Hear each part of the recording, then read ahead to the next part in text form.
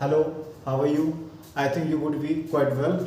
So today I'm going to teach you about the present simple tense. It's called the present indefinite tense also. So as you know that we have discussed many of time about the present indefinite tense, and you have learned many of things about that from your school, from other academies, and from your teacher also. So today I'm going to teach you present indefinite tense. Present indefinite tense, which action we do daily, और which action show the habit, इसको the present indefinite tense means दोस्तों कार्य हम रोज करते हैं या जो काम हमारी आदतों को बताता है उसे प्रेजेंट इंडिफिनिट टेंस कहते हैं। मैं आपको सिखा रहा हूँ, आपके बोर्ड पे दिखा रहा हूँ, दिखा प्रेजेंट इंडिफिनिट टेंस, और या कुछ लोग बोलते हैं प्रेजेंट सिंपल टेंस यूज करते हैं, या जिस काम को करने की हमारी आदत होती है उसे प्रेजेंट सिंपल टेंस कहते हैं, प्रेजेंट इंडिफिनिट टेंस कहते हैं। इससे हमारा कोई लेना नहीं है कि आपकी भाषा या लैंग्वेज कौन सी। ब्रिटिश लोग या ऑस्ट्रेलियन लोग क्या कहते हैं या अमेरिकन लोग क्या कहते हैं, वो कहते हैं सिंपल आपके लैंग्वेज जो भी हो, वो जो कार्य आप रोज़ करोगे वही प्रेजेंट सिंपल टेंस या प्रेजेंट इंडिफिनिट टेंस होता है।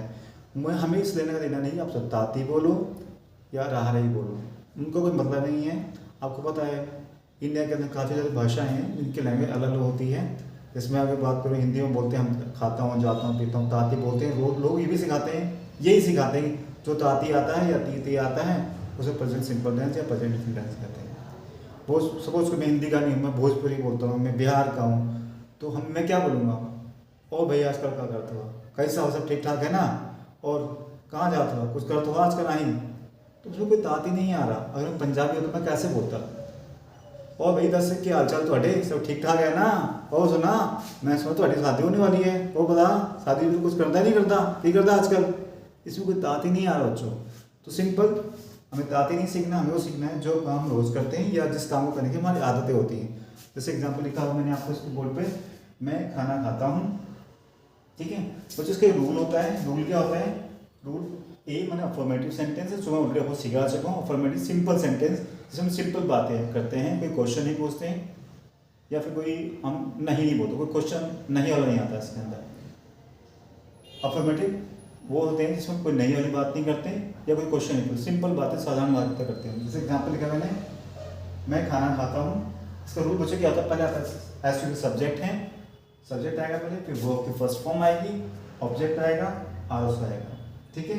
ये रूल इसमें I you we they and any subject आता है, ये पर्सन बोल सकते हो आप आते हैं इसके अंदर।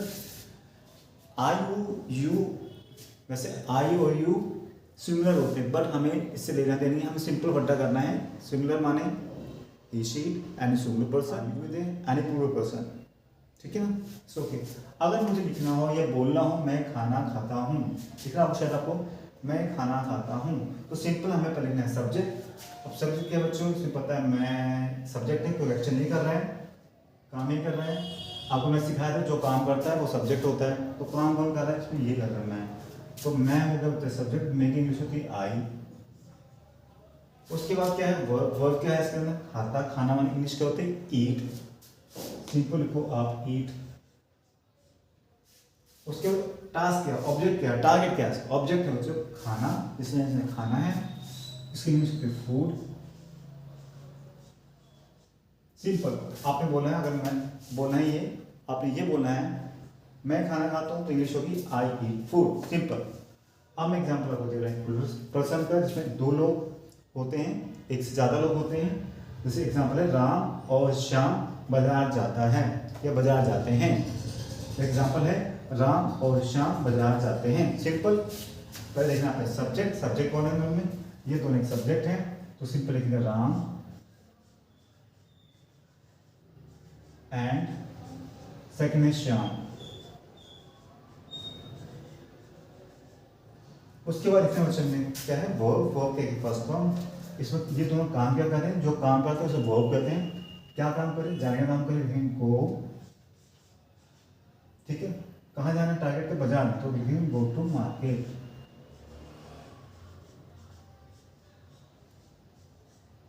तो ये होगा सेंटेंस पूरा आपका, ठीक। आई होप ये आपको समझ में आ चुका है प्रेजेंट इंडेफिनिट जैसे कहते हैं, ओके। नेक्स्ट एग्जांपल, मैं सोता हूँ, तुम खेलते हो, हम दौड़ते हैं, राम खाना खाता है।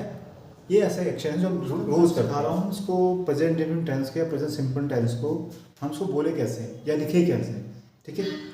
अब जैसे कि आपको पता, हम बात कर रहे हैं जो काम रोज़ करते हैं, तो अब रोज़ का मतलब होगा डेली रूटीन वर्क। ठीक है, मैं आपको सिखा रहा हूँ लिखना डेली रूटीन वर्क, उसको बोलते कैसे वो भी सिखा रहा हूँ।